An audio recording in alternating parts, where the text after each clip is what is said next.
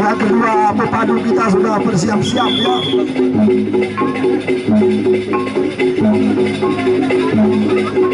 Ini Salehin Pati Gendang berhadapan dengan Bendi dari Satria Muda.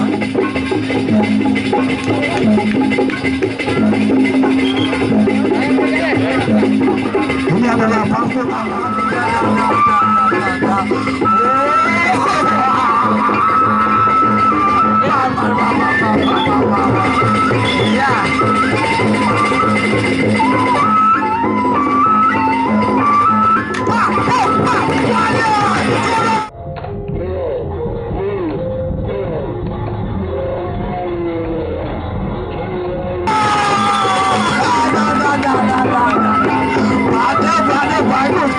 Pada hebat perkasa daya.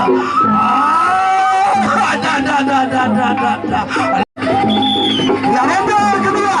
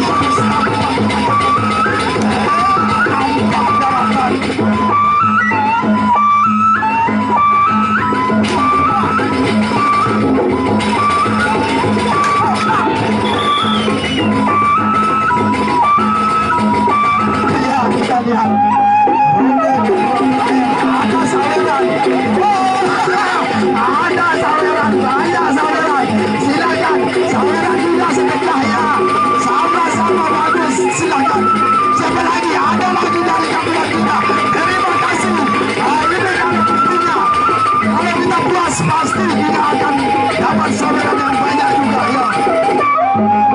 Saweran juga merupakan sedekah. Sedekah juga akan mendapatkan pahala ya. Mari kita sama-sama nyawer ya apabila kita senang dan puas pada sore hari ini. Kita akan sampai